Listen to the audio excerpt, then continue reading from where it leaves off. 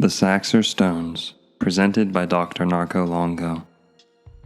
Of all the mysteries that I have come across while researching Florida, there is one story, or rather saga, which captivates me like no other. It is that of John Saxer and the cover-up of his groundbreaking archaeological discoveries. Were you aware that Florida possesses the largest ancient stone anchors in the world? Ironically, these are also the oldest ancient stone anchors known to man, estimated to be between 6,000 and 15,000 years old. John was the first person to recognize the presence of these anchors due to his 10-plus years as an Egyptologist and pyramidologist. While Saxer's discoveries received worldwide interest early on, his theories have subsequently been ignored by mainstream academia, with many articles about his research being deleted in the last few years. For those of you that haven't watched my video, The Saxer Saga, the link is in the description. Over the last month, I have tracked down the elusive Mr. Saxer, and together, we filmed what I hope will be the most concise presentation yet of his earth-shattering research. This documentary will contain never-before-seen footage of the lost stone anchors of ancient Florida, the capital seaport of Atlantis. Now enjoy. Welcome to Florida, baby.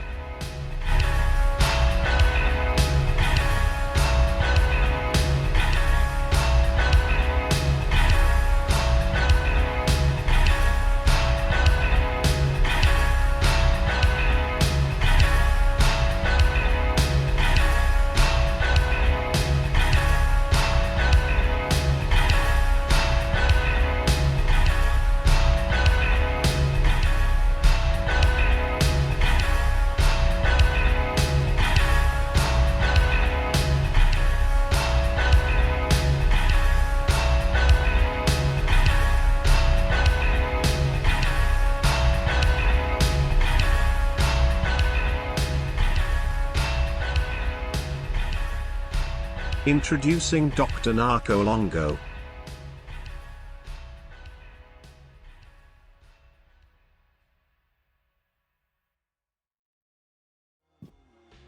I first learned about John Saxer around a year ago, but it wasn't until I began research for my Tampa Bay Uncovered video, my most popular presentation yet, that I dove deep into his work. John Saxer believes the Tampa Bay Area to be the capital seaport of Atlantis. Saxer cites undeniable links between Greek mythology and the Book of Genesis in order to pinpoint Tarpon Springs as the exact location of biblical Eden. This is immensely relevant due to the 1,000-plus Greek fishermen who moved to the area around 1900 to participate in the sponge fishing industry. 1 in 10 residents of Tarpon Springs claim Greek descent, making it the most Greek city in America.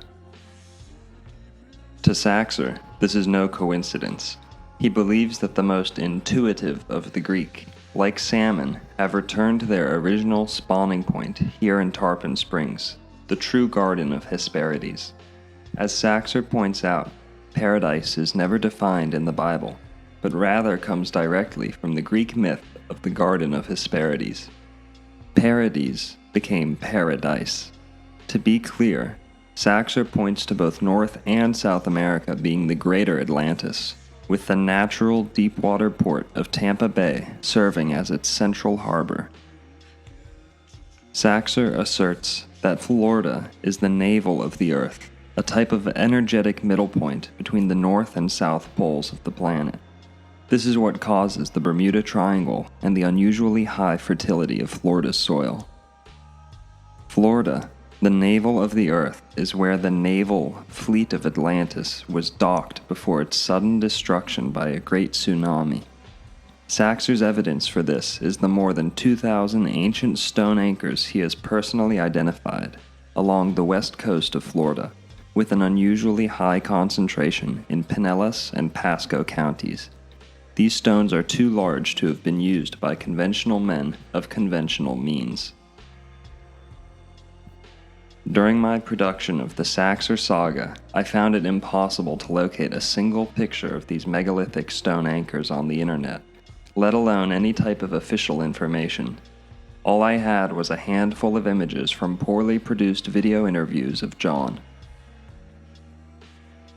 Here began my mission to find John Saxer and shed light on the largest stone anchors known to man.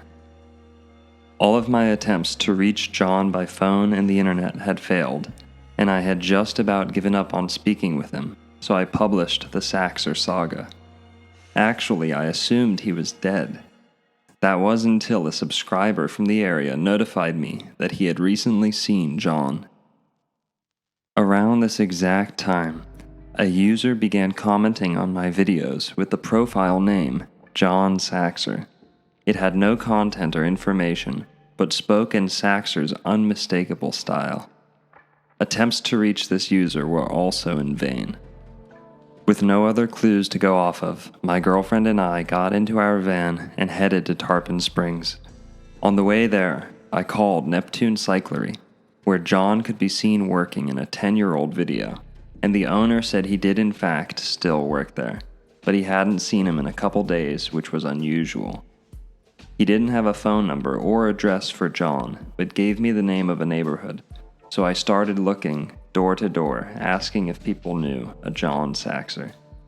With no luck, I then began looking for public records with a nearby address to John Saxer.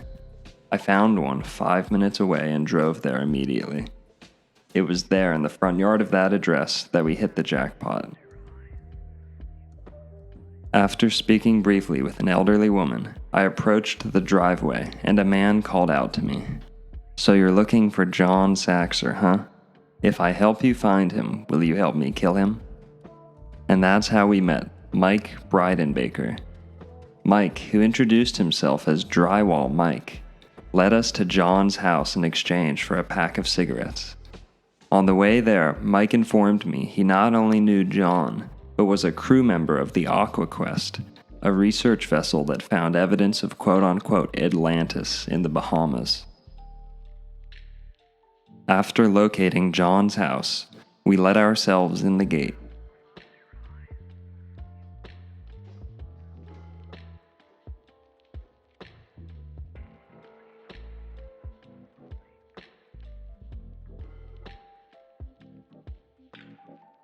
And seconds later I was face to face with Prince Johann von Sachs of Switzerland himself.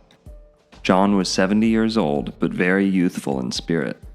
He seemed to not be surprised by my visit, and was beyond friendly to the both of us. Although he lives a very humble life, he had all the grace and virtue one would expect to find in royalty. However, he let me know he was feeling a bit sick and wished to reconvene when he had recuperated. So I exchanged numbers with John, dropped off Drywall Mike, and headed back to Palm Beach.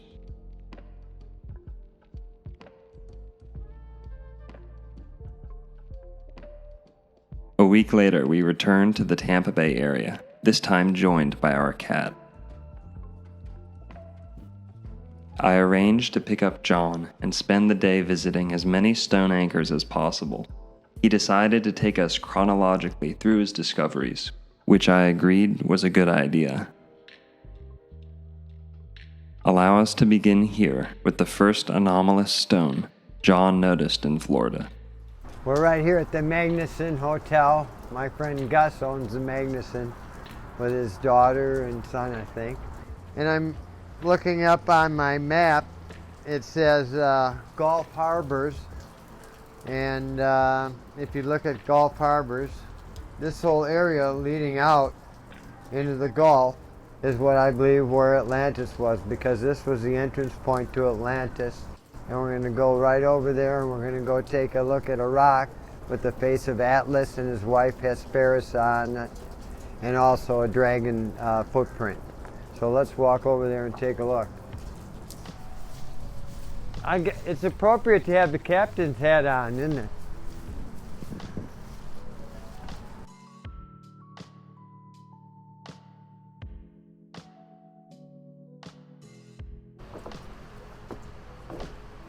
Wow, you guys, are you in for a surprise? Oh my God. Well, if there's any one piece of archaeology that's important to mankind's history, it's actually we're coming right up on the most important talking stone in the world.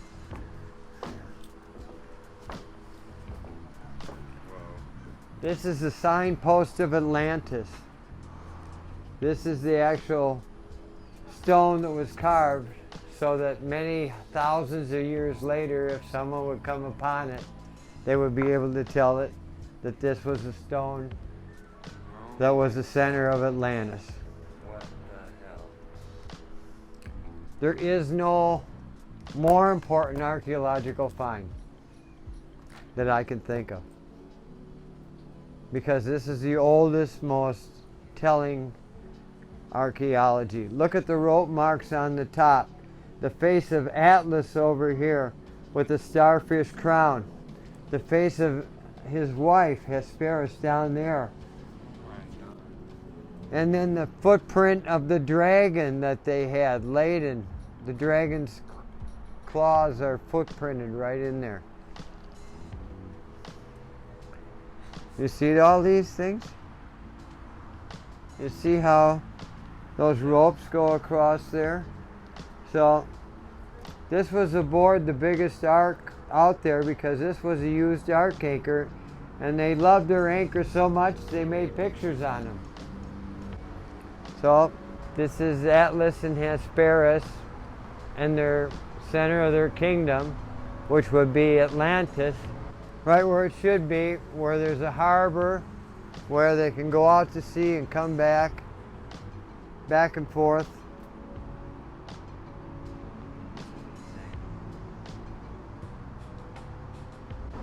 What's that?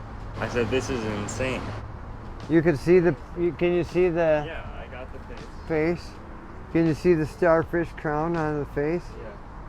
Yeah. So that's Atlas right there. That's the very beginning stone. They did newspaper articles about this stone, and they said they've found traces of blood on there, like it was blood sacrifice. Let's go over to this side like you're going. And right there you see the claw print of the dragon's foot. You see a point going right in there, a point there, and a point there. You see his three claws going in, and his the base, the palm of his hand, or the palm of his whatever they call that thing. And that's definitely a mark, like it was almost like molten a little bit, and that dragon could put his footprint in there. This has all the characteristics of any stone anchor I've seen. And this is one of the largest in the world. Yes, it is. Yeah, easily one of the largest. It says it's a Timucuan religious stone. I read an article back in '81, I think, about this stone being some kind of a sacrificial stone because they found blood on top of it. But it was back in 1991 that I came up this stair here with my grandmother, sister, and my mother and father, and we went into Johnny Leverock's here. And as I passed this thing, I remember walking by my grandmother and saying, well, what is a Polynesian stone doing in a place like this? So this is also the very first place I got tipped off to the fact that this was Atlantis. I was a psychic archaeologist, but I wasn't thinking I was that good. But you walk next to a stone like that, and just walking in, I mean, I only had 10 seconds to examine this stone as I walked into a dinner. And I said to my grandmother's sister, I tapped her on the shoulder because my parents were ahead of her, and I said, what's a Polynesian rock doing in a place like this? I know I'm repeating myself, but so the Indians made it their religious stone, and you know, any group, any tribe, anybody, anywhere that would run across this stone would make it their religious stone. I'm making it my religious stone. I like the thing. I claim it. I should own it. It's the hallmark of Atlantis. It's like if you wanted to find New York after a thermonuclear bomb and you found Times Square street sign, then you would know you're in the heart of what used to be New York. I know I'm in the heart of Atlantis by finding this particular rock. That's all I gotta say about it. And the Timmy Coons can think, we don't have any Timmy Coons. The rest of us gotta start worshiping this rock.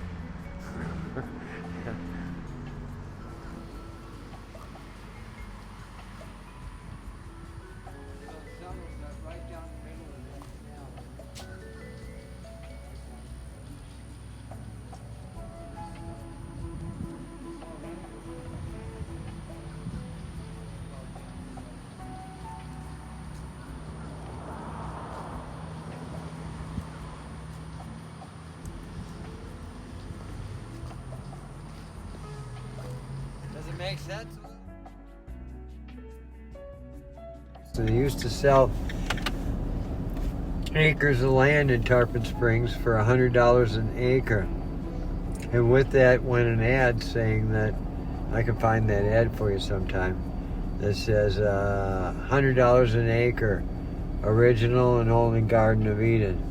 And they were selling them because Frank Cushing came through the area of Tarpon Springs, Smithsonian archaeologist, and found some ancient stone anchors and said there was a rock quarry here past 6,500 years ago, and he kind of was questioning what the hell was that going on. And so the people of Tarpon figured out that, oh my God, we must have stumbled on Eden.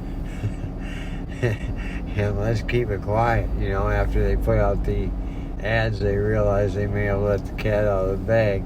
But they made it quiet then after a while. Then let's not say nothing. Anyway, here's a stone anchor right next to me. Disappeared. And and I thought I'd take a look at it. What do you think, folks? We can take a look at this thing.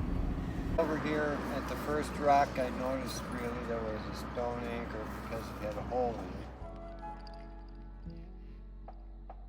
It was in 1996, the year I was born, that John first noticed this ginormous stone anchor pictured behind him. You will soon understand it is very common to find 8,000 plus pound stone anchors in the front yards of Pinellas and Pasco County, Florida. John was a limo driver at the time and began giving a bartender named Lisa rides home after her shift. Her house is a block away from the anchor pictured here. John would notice the stone as he repeated the route. His knowledge of limestone patina, acquired as an Egyptologist and amateur archaeologist, allowed him to recognize its significance, not to mention the perfectly bored hole which bears the same weathering as the rest of the rock, an obvious sign of ancient machining. In case you need to be reminded, all of the rocks shown are local in origin, incorporated into landscaping, but not transported from elsewhere. All are Florida limestone. What we have here is a very good example of an ancient stone anchor. It's even broken off at the top, so it could be another 5 feet out this direction because there's a perfectly circled hole on each side. Yeah, this is really genuine because the colors here, all the markings of ancient are here. This is a deep, deep orange, means that it's probably one of the oldest anchors that are even marooned on the west coast of Florida. This has to be a hole up here that's easy to see how it's. So, anyway, I can't think of any ship that this thing wouldn't work very good with. But you need a giant about 24 feet tall to give you a hand when you're lifting it in and out. But This is genuine, mateys. This is the one to get if you're getting yourself a decent, heavy-ass anchor.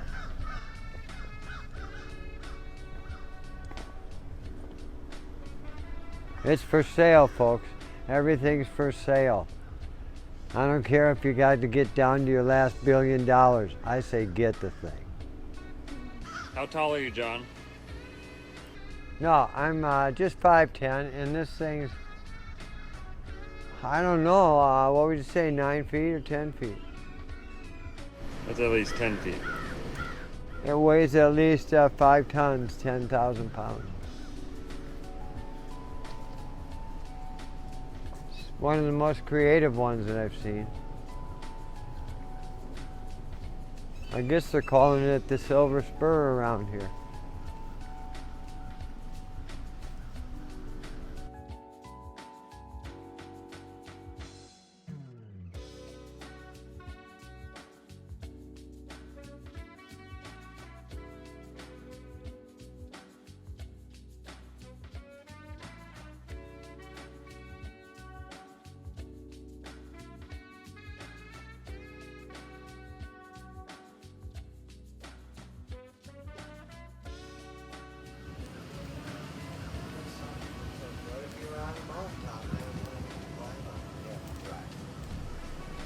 But anyway,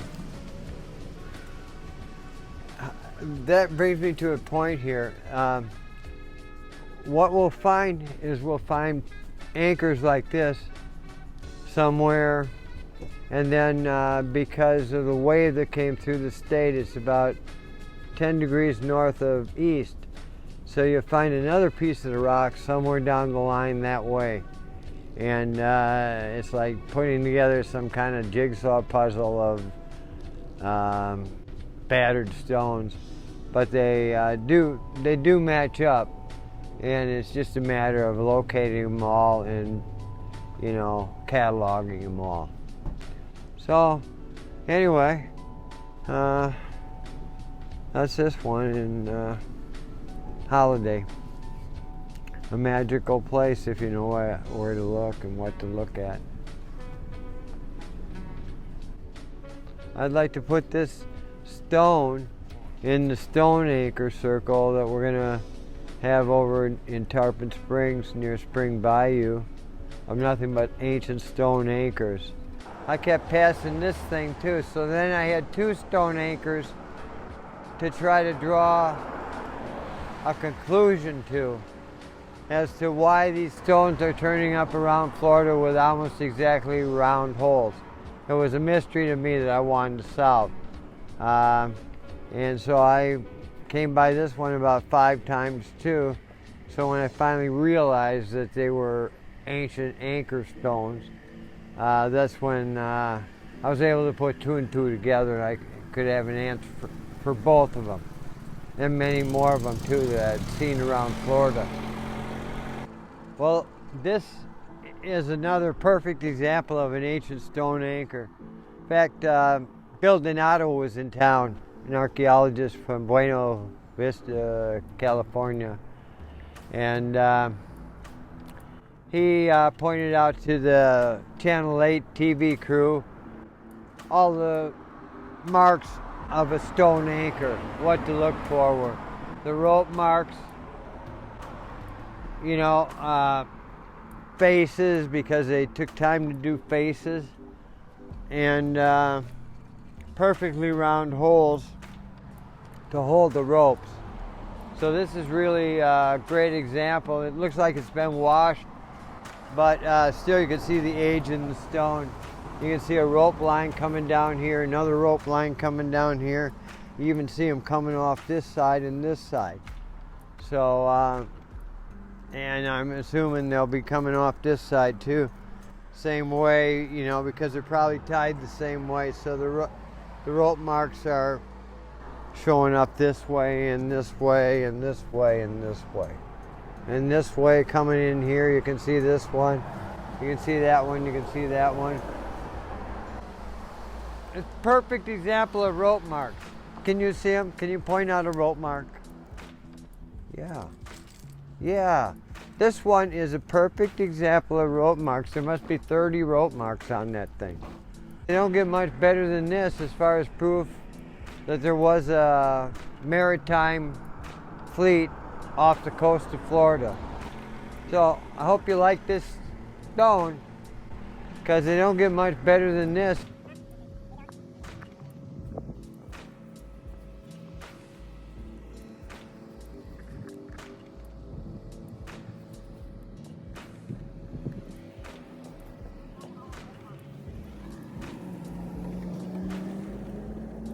In here we're taking a peek.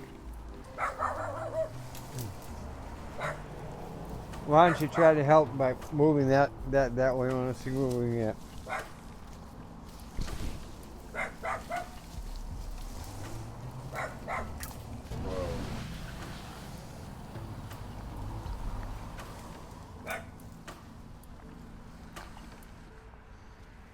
What are we looking at, John? Well, we're looking at a stone anchor from the fleet of Atlantis for sure. Weighs about 5 tons, about 10,000 pounds. And what I find interesting is here's such a piece of archaeological history, all hidden up by a bunch of bushes. So, typical of the misunderstanding what these rocks are.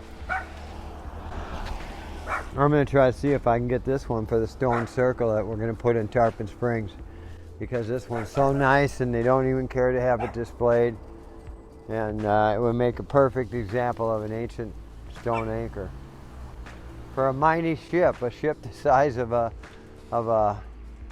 oil tanker. This thing held. Right across the street here we have another stone anchor. Watch my feet for the rattlesnakes. That's why I wear boots. Is that a rattlesnake? Is that one? Anyway, right here is definitely another stone anchor. Has the right coloring. These are 4 ancient stones. The reason why you can tell that they're ancient is because the color, this pigment on here, shows age. And so these are 6,000 or more years old up on land. So there's going to be a good explanation for it in the very near future. You make a lovely rock, Gage.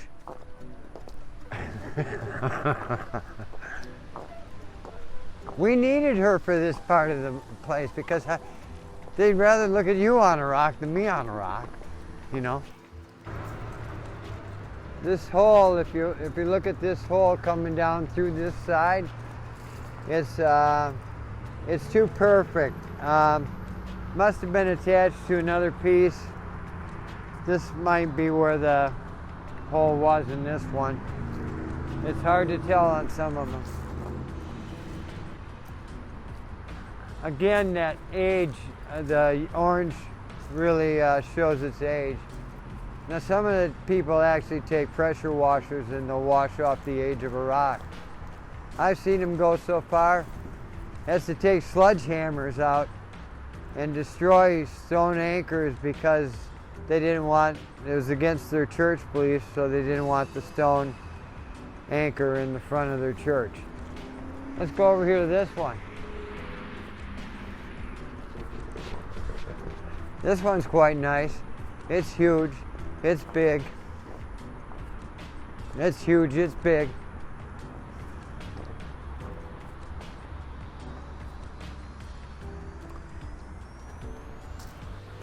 Well, you can see lines in them. Whether it's rope lines or not, I'm not sure. But I do see an unusual curve right over here. And that could be part of the tying system for the anchor. And again, you see rope lines going around. Those lines don't look natural. They look like something had to make those lines. And the way they look like they were made reminds me of ropes where they would be tied, maybe. Let's act like we're trying to pick up the rock, okay? You get over there and I get over here.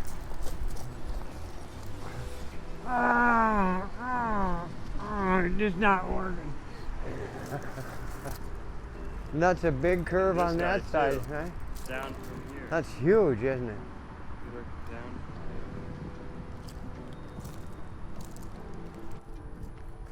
That would hold the ship out of the United States Navy, and 2 of these would hold an aircraft carrier. That's how heavy these are. Say that again.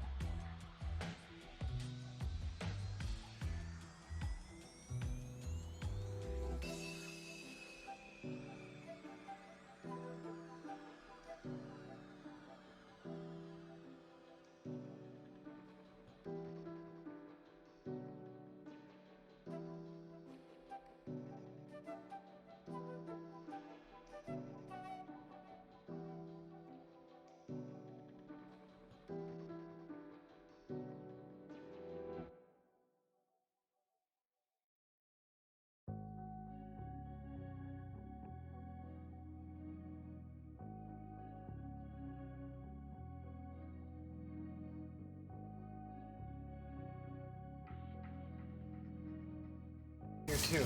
Oh my God. Look at the rope marks and the carvings on all of these. But I do know it looks to me like they were scattered along this route here, off of a ship. One fell off, another fell off, another fell off. The ship was breaking apart. And even, you look at the size of this one, and this one, all with rope marks, all with curves. There's a curve under there. It's almost as though 2 of these things, or 3 of these things, bonded together to make one stone.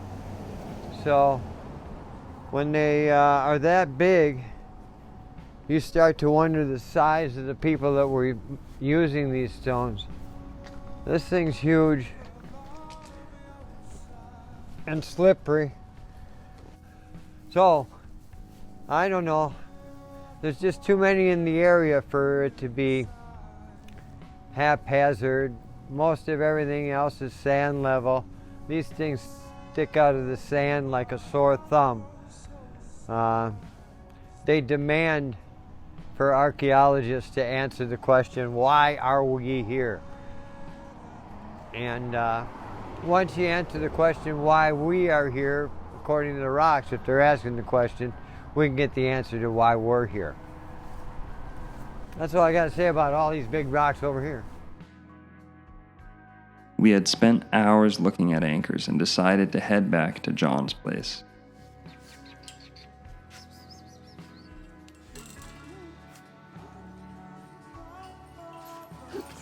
Hi, Mike. Hi. Hey, baby. Oh, hello. Entering his house, I couldn't help but notice the giant depiction of Poseidon, John's favorite Greek god, right next to a fleur-de-lis, John's favorite symbol. For those that don't know, John Saxer is of royal descent. Saxer is the American branch of the royal von Sax family of Switzerland.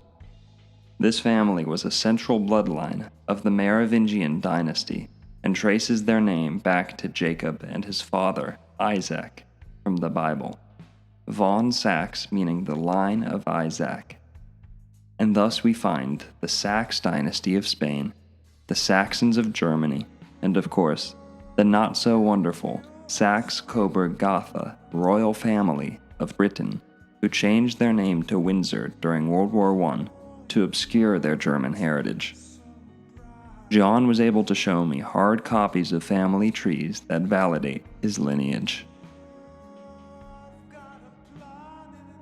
The fleur-de-lis is the primary emblem of the Merovingian line, and thus John employs it.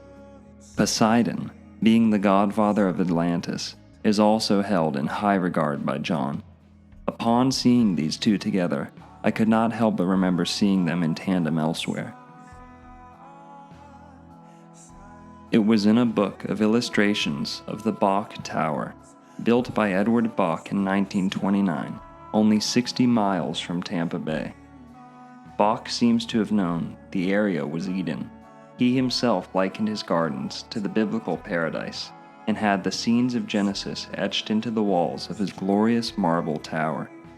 In addition to depicting Adam and Eve in paradise, Bok Tower also displays a carving of Poseidon reigning over the west coast of Florida, accompanied by a fleur-de-lis and a giant alligator. In addition to these incredible synchronicities, the only tree on the map is planted directly on Newport Richey, Florida, the site of the giant Adam and Eve stone.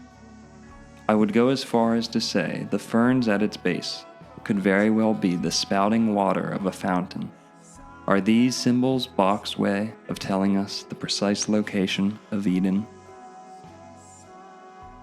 The Dutch Edward Bok is a not-so-distant relative of the Finnish Eeyore Bok, of the Bokstrom family and the Bok Saga. Bok means goat in both Finnish and Dutch. All branches of the Bok family may have been privy to these guarded secrets due to their ancient royal lineage. Nicholas von Drakenberg, of the Merovingian House of Veer, is an author and mystic who sheds light on these types of mythological codes, as well as his own family's involvements with occult societies. He too utilizes the fleur-de-lis as an emblem and shows reverence to a sea serpent/dragon he links with the god Poseidon. I will dive deeper into this topic in later videos. Hey, Ann. Hey, sweetie.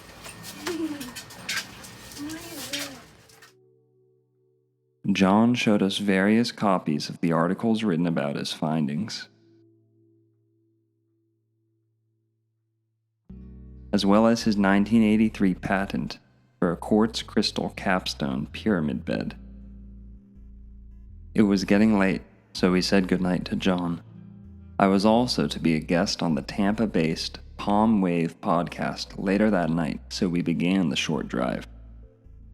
Amazingly, on the way there, we encountered a car that had crashed directly into a giant stone anchor. I was shocked to see such an ominous coincidence. We walked along a nature trail shortly before the show, and it was easy to imagine how the paradise of Eden may very well be the Tampa Bay area. The show went very well, and we touched on the Saxer Saga, as well as our time with John. The episode can be seen on my channel, as well as the PalmWave Podcast. Links are in the description. As to make things more unbelievable, on our way in, my girlfriend said she had seen a sinkhole sectioned off in the road, only a block away from the house that the podcast was recorded in. We walked over and couldn't believe what we saw. For those that don't know, sinkholes play a very large role in Greek mythology, being the reason for Persephone's captivity in the Underworld. While Greece does not have many sinkholes, the Tampa Bay area has some of the most in the world. Saxer points to this as firm evidence that certain Greek myths, if indeed literal stories, were more likely to occur in Florida than Greece. Florida's location as the legendary Fountain of Youth serves as further evidence of paradise. Florida has the highest concentration of freshwater springs in the world, not to mention some of the most fertile soil on the planet, and the unique conditions necessary for both tropical fruit and conventional seasonal produce to thrive. Together, these facts place South Florida at the top of the list for a potential real-life Eden. The next day, before we would meet up with John, I arranged to interview Drywall Mike about his time with AquaQuest. He was taking a short break from construction work to speak with me. I had no idea how much I was about to find out. I started working on AquaQuest before I met John Saxer. I was working on the AquaQuest in 2009. I started on the AquaQuest.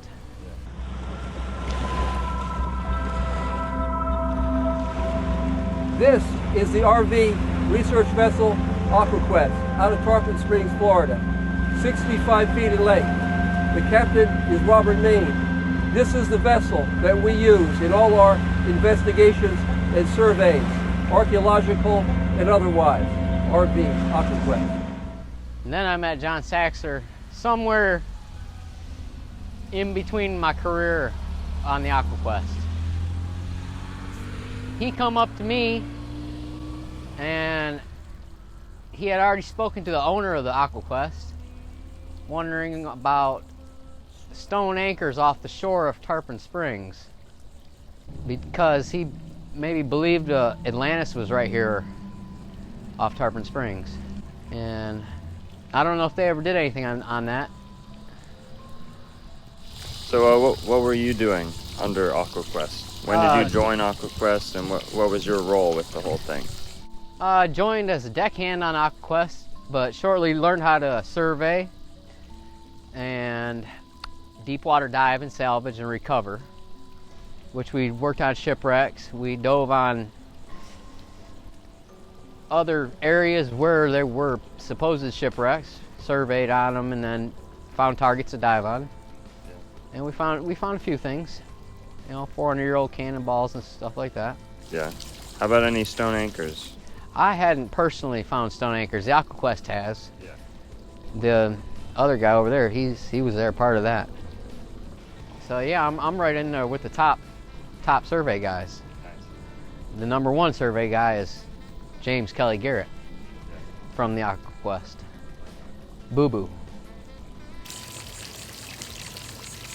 What's your name? My name's James Kelly Boo Boo Garrett. And when did you get started with AquaQuest? I got out of the Army in '86, came here and started working sponge diving on the AquaQuest with a fella named Mark was the captain. Bob wasn't aboard. And we sponge dove. So what was your role with the AquaQuest? What I were was your a diver, duties? a welder, took care of the engines. I was a boat captain, running grids, going here and there, mostly diving. Okay. And how did you end up looking for pyramids and anchors and? Well, we always talked about treasure hunting. So we had me by the gazongas right then. And we went and went everywhere, man. We went far south as Venezuela looking for Spanish gold that was stolen from the Germans, that was stolen from the Jewish people, which we never found. We found a bunch of wrecks, but not that particular one. I think it was a made-up lie, but as far as I know. And then looking for Atlantis down in Bimini, off of Bimini Road. On Bimini Road, we found a stone anchor with 2 holes in one end, 1 hole in the other end. We didn't lift it, we left it there. We had a doctor of archaeology looked at it and said, yes, it appeared to be a stone anchor. And were you mainly in the Gulf? Or Oh, we were all over the place. like where'd you go? Yeah, we went, first started off Annie Marie Island. We were surveying and doing core samples. And then I did the oil spill surveying out there. That's really where I learned how to survey good. We did golf for quite a while, maybe 3 years. And then we went to the Keys a couple different times. And then we went up and down the East Coast for the rest of my career with them.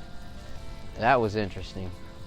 Yeah, and always looking for, shipwrecks or ancient man-made structures, which we found some off from North Bimini. When you say, what was the word you used? Ancient man-made structures. Ancient man-made structures. Yeah, 10,000 plus years, we estimate. What type of stuff were you seeing? Cut out walls in 300 feet of water on a ledge in the Atlantic. Of course, Bimini Road. Have you seen the Bimini Road? Yeah, that was the first place I dove, ever. And what does it look like to you? It looks like laid down, busted up seawall is what it looks like. Yeah. Like maybe it was a seawall and it fell over. That's what it looks like. In the Bahamas, underwater explorers focused their investigation on the rectangular stone slabs of the Bimini Road. When the road was first spotted, it sparked a frenzy of speculation that has lasted until today. And you hear the mainstream science say that it's natural, that it's all natural. It's not natural. Ain't no way. No way. And what do you say to the mainstream academia that say that it's a natural formation? It's not natural. It's shaped like a J. It's not natural. So that was put there on purpose? Yes, sir. I think it was a breakwater at one time. We also found wedges to where they wedged the blocks of Bimini Road flat with stone wedges to make it all flat. It's very unusual to see that kind of formation in nature, and the support rocks in particular were extremely angular. Most people looking at it would conclude that, in fact, some humans have placed those there and used that to level out the road so it was all one level. But I don't think it was a road. I think it was more like a breakwater where boats would park behind it when it used to be water behind it. And how big were these structures? The stones themselves were as big as that piece of concrete right there, like a 6 foot by 8 foot by 10 foot. Some of them big thick stones, big wide ones. It wasn't a road at all. I don't think you could drive a Jeep on it, to tell you the truth. When you say not natural, what jumps out to you as? Too many straight lines. Yeah. I mean, more than, nature could make. Nature may make a straight line here or there, but they don't make that big of straight lines. So, I agree. Or that many. Yeah. If you look at the Bimini Road, there's sand on one side, there's sand on the other side, and there's a clear, defined pathway. A lot of the rocks fit together like jigsaw puzzles. There's all these rectilinear 90-degree angles, which you don't find in nature. I don't think anybody can dive in Bimini and not believe that these are man-made artifacts.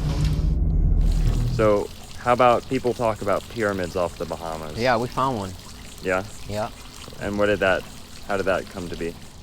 Pulling an anchor off, well, we were looking for man-made structure, and we had the Edgar Cayce Foundation people with us.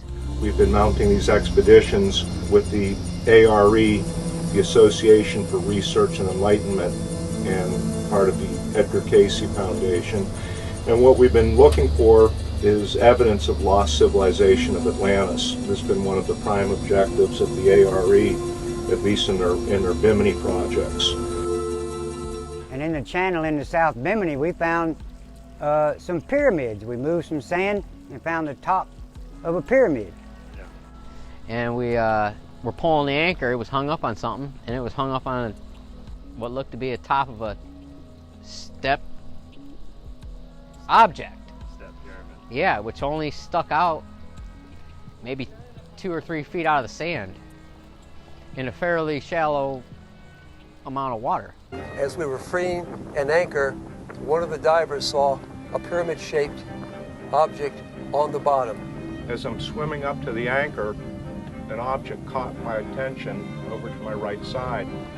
The base of this was about 6 feet square, and this had various steps going up. So this could be called something like a step-shaped pyramid. Immediately, my heart was in my throat. I thought, oh my God.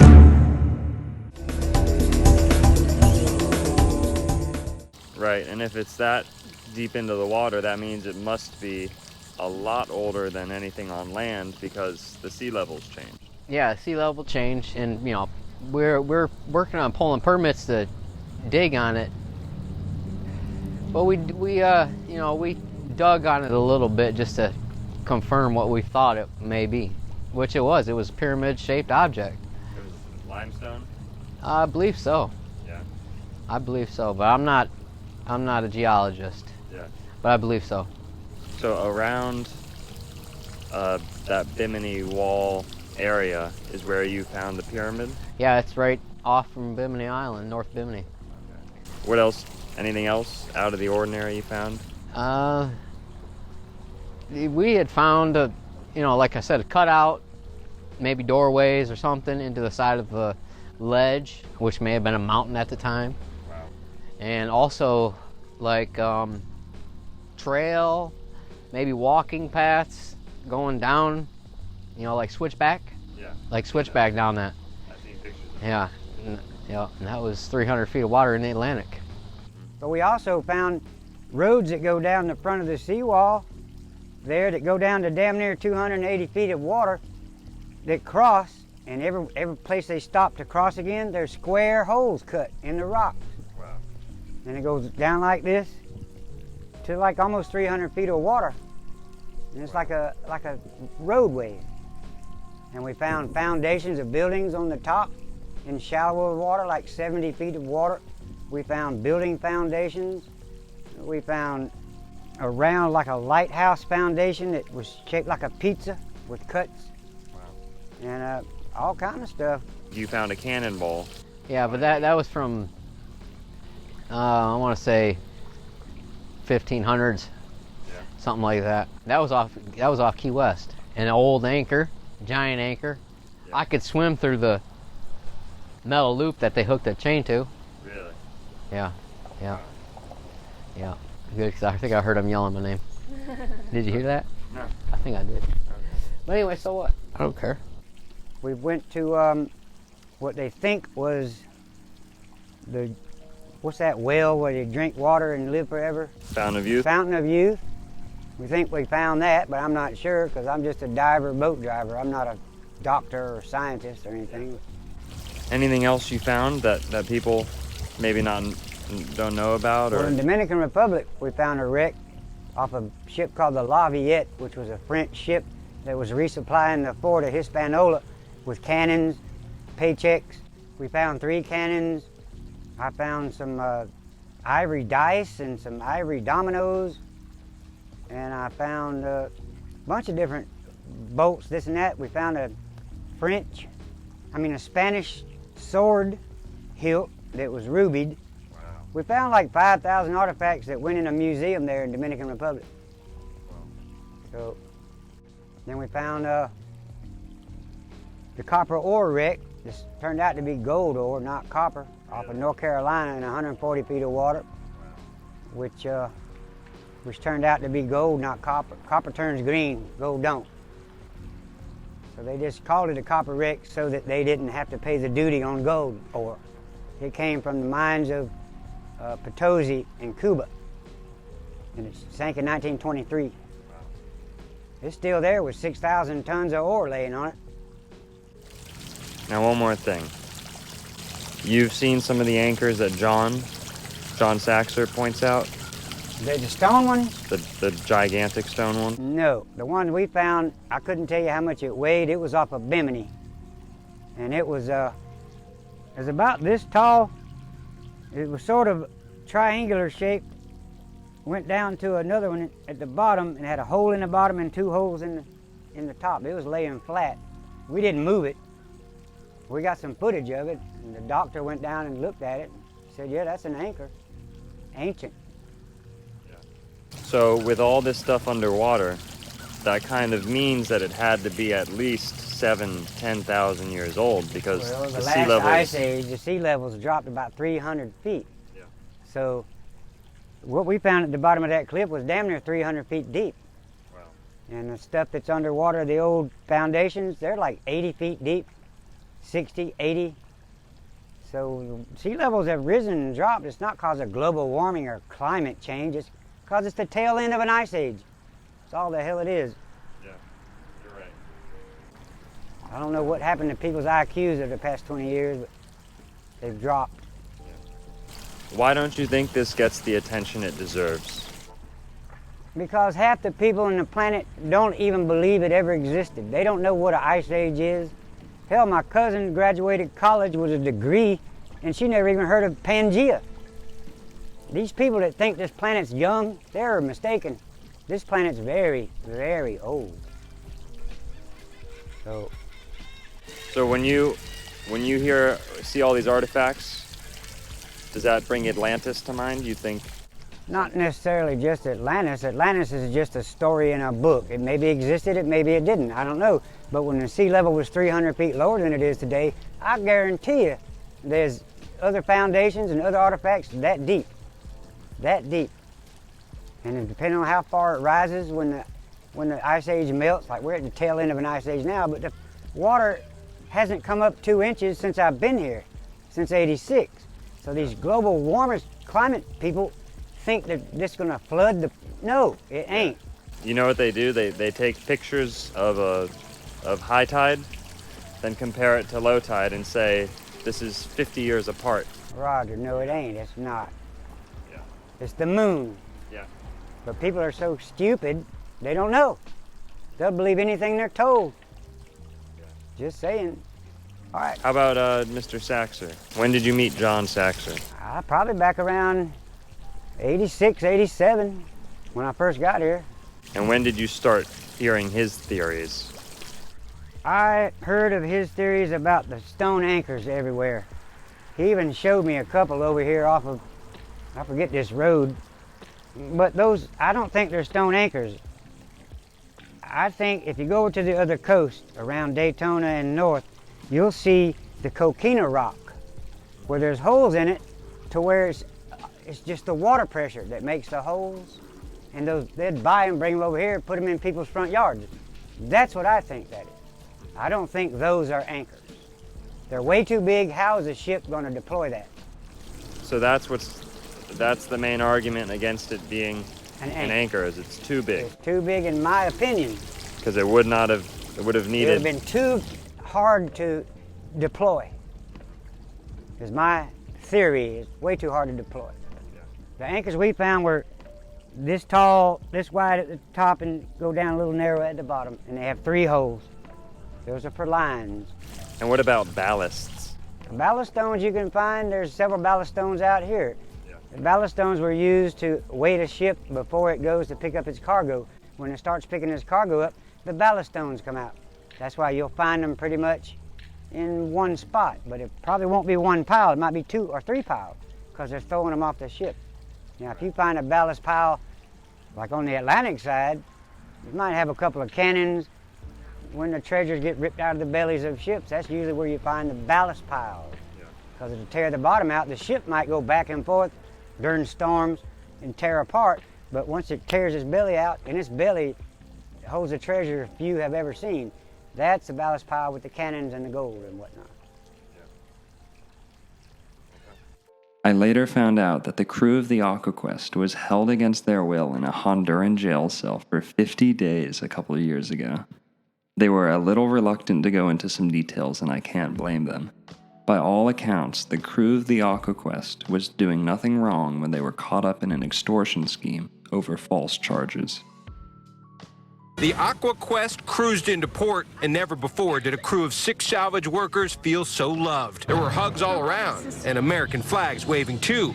Captain Bob Main says spending more than 50 days in a Honduran prison was awful. It was an ordeal. I would never want to see any human being have to go through what we just went through. Bob and his salvage crew say they were caught in an extortion trap, and they never broke any laws. God bless America, and I hope the story comes out, because it's a lot more than everyone knows.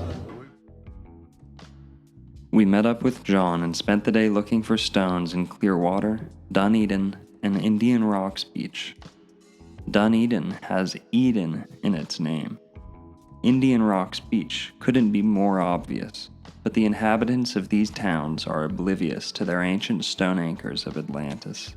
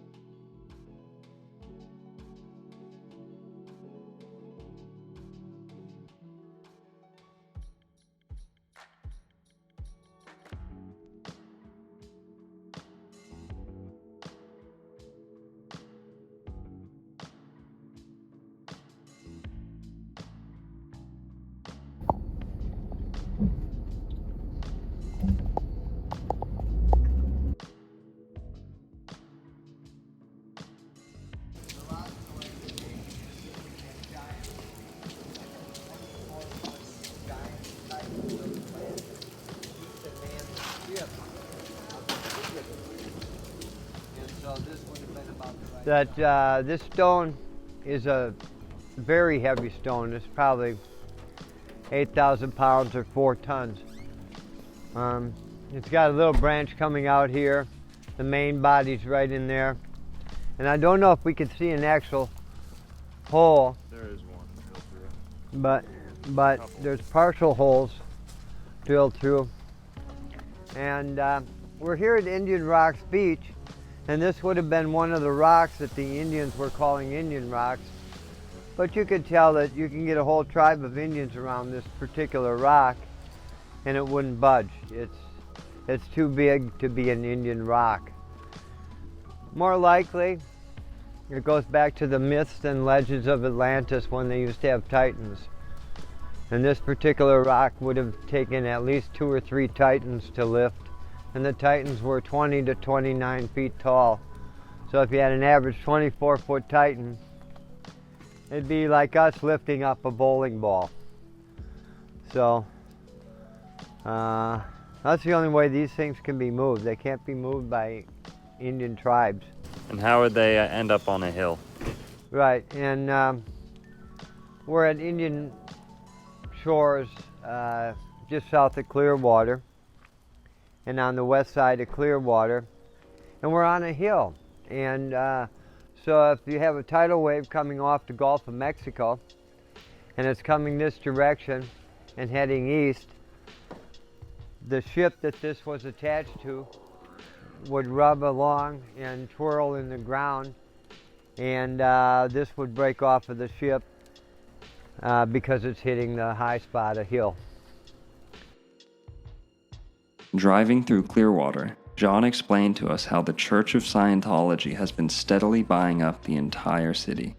Tom Cruise even has a penthouse there. All the buildings are the same. It's a strange sight indeed. I believe the Church of Scientology may know the true location of Eden and is quietly buying as much of it as they can.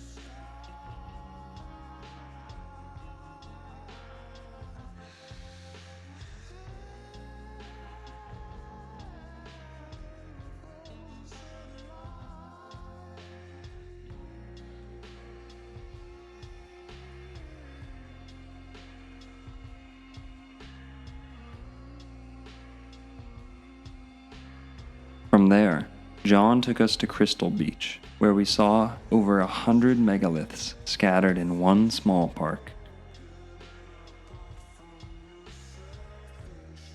One of these rocks features a hole so perfectly bored it can only be the result of sophisticated tooling, not the works of primitive people.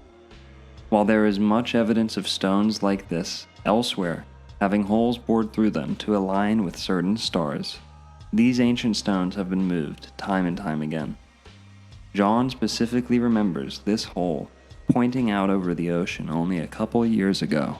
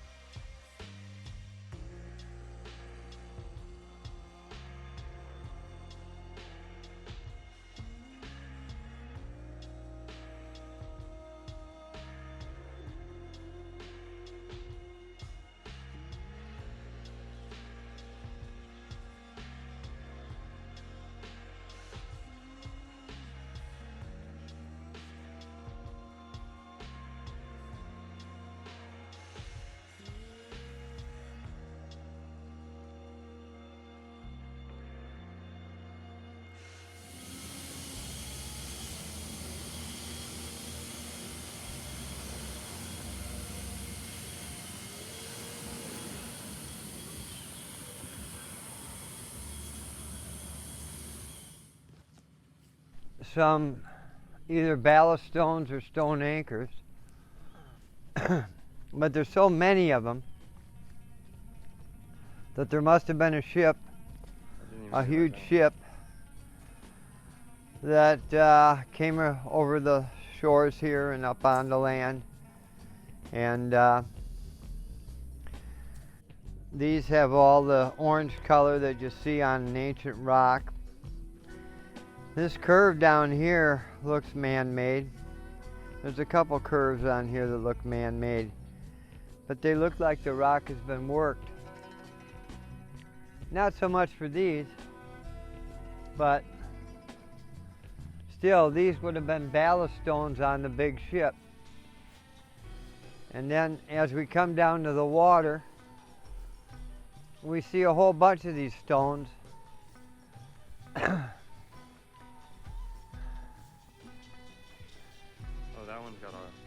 Not necessarily having holes in them, but being the remnants of the ships anyway, because they were the ballast. And of course that would have happened when a big tidal wave would have moved these ships. Good. Well, right here is Crystal Beach. You walk down these steps and you're in the crystal waters of the Crystal Beach. And what I was reading about Atlantis, Plato said that Atlantis was right next to the Crystal Sea. It doesn't take much imagining to see the Gulf of Mexico as the Crystal Sea. It was so pure, sandy bottoms, clear water. We even got a place called Clearwater south of here. But the water's nice and clear here, so I could see how they'd call it a Crystal Beach or in a Crystal Sea.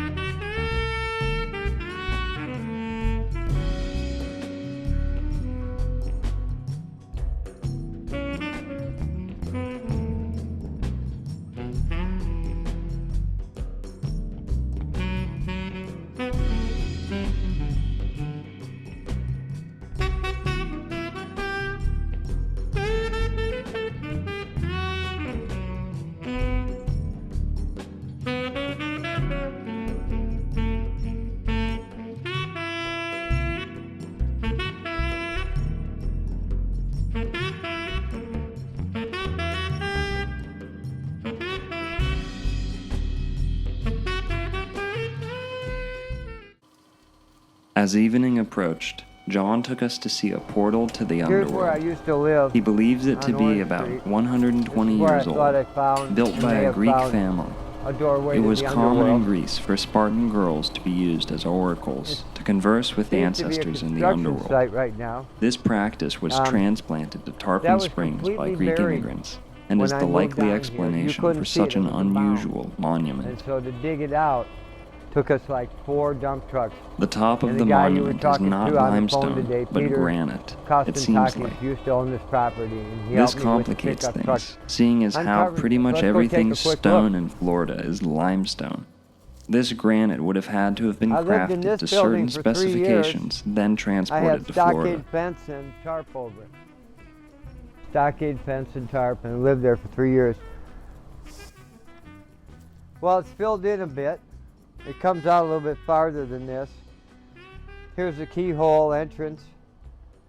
This is a curved rock over the top. You see that in a lot of doorways to the underworld. And how to open it, I'm not exactly sure. Some people, when we first dug it out, they thought it was a fish pond. Other people thought it was a some kind of a early jacuzzi. And the more we looked at it, the more we saw the symbolism involved with the keyhole shape here. We realized it was a key or a door. Oh, it's a rooster. Oh, that don't count. It's pretty cool, huh? This is like granite. Yep. In the Last Supper, they have a rock like that painted over Jesus where he's going to go into his tomb. I lived in that place for 3 years. Can you believe that shit? Well, I tried to figure out this story here and what's going on.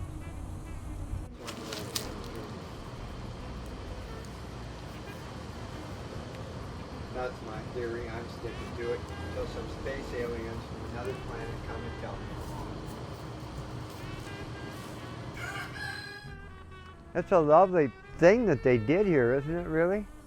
It sure is early Greek sculpture. It's, you're not going to go anywhere else and find one of these. Like I was bragging about the other day on the stone over at the center of Atlantis with Atlas's picture on it. Well, this here is even more advanced, I maintain, because this is a portal to another world. We don't have the technology to make those, so only aliens could make this. This is an homage to that portal that's here, and it's even more important than finding the actual center of Atlantis. Where did your wheel go into the ground? What? Remember you said Oh. your wheel? Yeah. When you were trying to pull it out? Yeah, the wheel went in over here.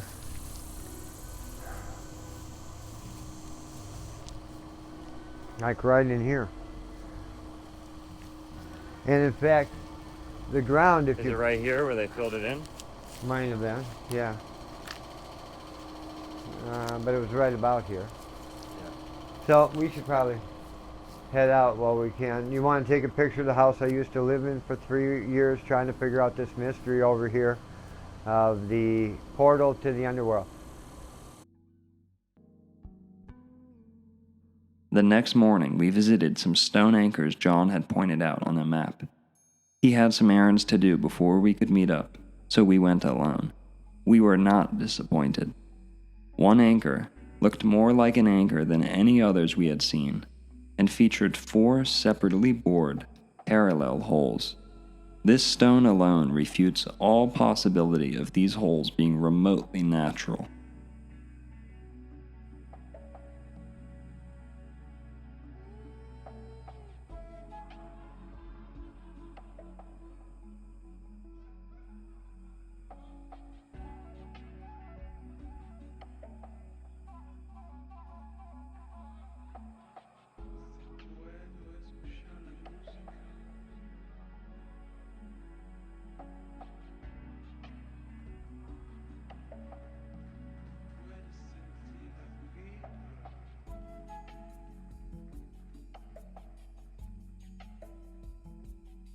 We then met up with John at Neptune Cyclery, where he has worked since 1996.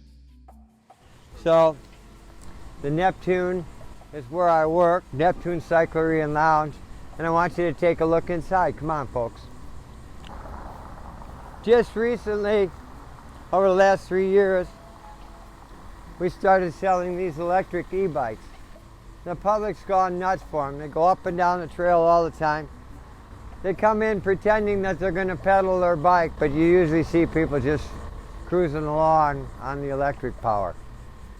Anyway, I'm going to invite you folks and check out where I occupy a lot of my time.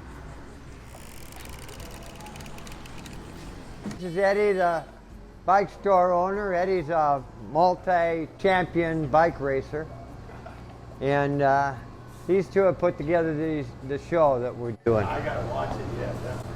So I just wanted to show them where I work and stuff. You want me to haul a couple bikes out back to show them how hard I work? We're good right now. Come back when you can, though. We gotta clean that bar up. Yeah, I will. We're going to go over to Spring Bayou. Nice. Can you handle it, Adam, or do you need me to assist you, or are you okay? I'll muddle through. Muddle through. We'll try to get through. Learn what I've been teaching you here. All right. When's the show going to be on? Next week, maybe. All right. John believes Spring Bayou in Tarpon Springs to be the primary fountain of youth flowing out from Eden. Juan Ponce de Leon sailed up and down the Anclote River, which is fed by that spring, in search of the fountain of youth, and named it Espiritu Santos, meaning the Holy Spirit.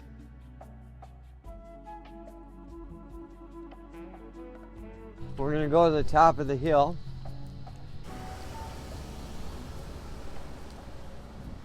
Across the street and down into the water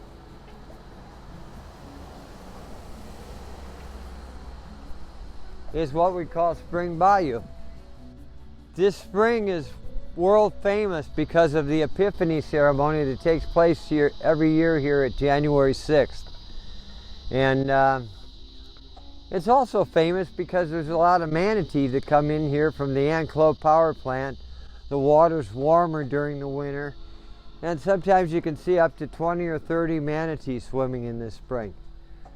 So we're on a hill here overlooking the spring. And according to my theory, Poseidon was an 85-foot giant alien. Maybe a god type being from another planet because he was a geneticist. And he would dig out the Anclote River by hand. And what did he do with the bottom of the river? He had to make a hill next to it. So this is the hill that he made when he dug out the Spring Bayou and the rest of the river. All along the river, it's banked up high, and my understanding is they had to put the dirt somewhere from the river, so I piled it up next to the riverbank. More proof that Poseidon did do the work. And then over here at this house, there's a hollow in back. The gate's open, and I used to work for these people. And in back there, you can't hardly see it, but right behind this little outdoor screened-in porch is a gully. And the gully goes down pretty deep. And it just happens to be about 85 or 90 feet tall. So what I'm saying is after Poseidon did his work here at the spring and made a fish hatchery coming out of the spring, when he finally wanted to rest, he would rest in this little gully behind the house. It's just big enough for an 85-footer to rest in. It's like, kind of like a hammock shape. I'd like to be able to take you back there, but I don't have permission today. It belongs to somebody else. But you get the view here. This is just awesome scene every 6th of January. There's not a space to sit or stand because there's so many people. They're out onto the street. They're over here. Sometimes there's 10,000 people that come here for this ceremony, this Epiphany ceremony.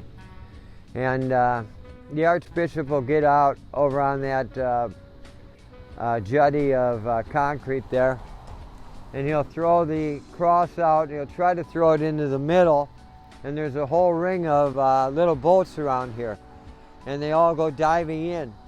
And underwater, there's a physical fight that occurs with the boys. They're all 16 through 18, and if one of those boys gets the cross, and he comes up with the cross, he's basically the winner, and he gets blessings for a whole year. But before he gets those blessings, he walks all around Tarpon Springs, and all the people who are Greek hand him $50s and $100 bills, so he can come away with a cross diving with over $4,000 towards his college career. So that's why they fight hard for the cross that's in the water. Now, in 1928, the Archbishop was on like a pontoon boat, and he threw the cross in, and where you can see right across the bayou here, there's a pylon with orange and stuff. Well, if you come this way about 10-15 yards, that's where the actual spring is. And so the Archbishop threw this golden cross into the spring, and it went down 120 feet, and none of the boys could retrieve it. And the cross was made out of gold, had a chain on it, and it had jewels in it. And not only that, but it had a piece of the actual cross, supposedly, that Jesus died on, embedded in the cross. So it was a very valuable cross to lose in there. And ever since then, they decided to go with lead-weighted wood crosses. And nobody's ever found that cross. However, they put a gate on the spring because 2 divers went down 120 feet and they were never found again. And so they didn't want other people diving in to try to retrieve the golden cross. That's just one of the mysteries in Tarpon Springs. They also have this mystery of the crying icon over at St. Nicholas's Church. And every once in a while, for some reason or another, the teardrops, the parts on the picture of the Madonna where the teardrops are, they start weeping. And so, of course, the whole city goes into a frantic prayer vigil, trying to calm down the Virgin Mary from crying, I guess. Anyway, on the picture of Poseidon from the air, what he's doing is he's stretching forth his hand. And so this spring bayou is his hand or his flipper. We're not altogether sure whether he had a fishtail or not. It's depicted that he did have a fishtail, a giant god with a fishtail. If he had a fishtail, he might have had flipper-like hands too. I'm not sure. But at any rate, this is the hand he's extending to us. He's extending Spring Bayou, the spring of rejuvenating life. However, it might be a rejuvenating fish hatchery or a fish farm. The mouth of this spring, John believes to be the umphalos of the planet. Umphalos is where we get the word umbilical, so Florida can be thought of as the belly button of the Earth, thus diffusing any contention with the North Pole, which is undoubtedly the Greek Hyperborea and center of the world. This point was represented by the symbolic umphalos stone. I stumbled across some old photos of Spring Bayou and saw that, in fact, there was a fixed structure built right next to the mouth of the spring. It seems to be made of concrete and looks like the base of a statue or a bridge pylon. It also looks awfully like the other umphalos stones of the world. You decide for yourself.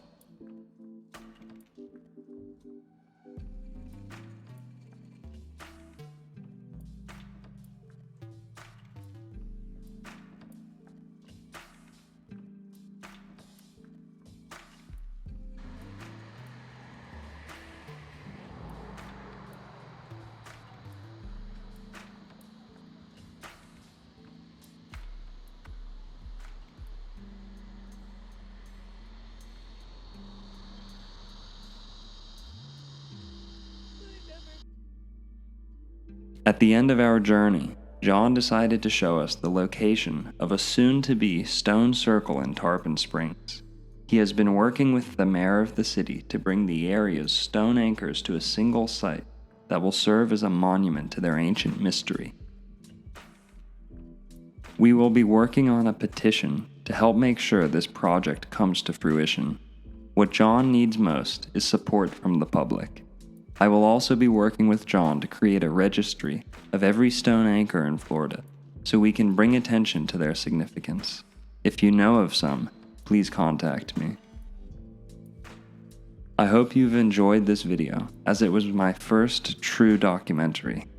It will certainly not be my last, as Saxer and I still have much work to do. Some say you shouldn't meet your heroes, but my time with Johann Christian von Sachs, King of Switzerland and Poseidon incarnate, was everything I had dreamt it would be.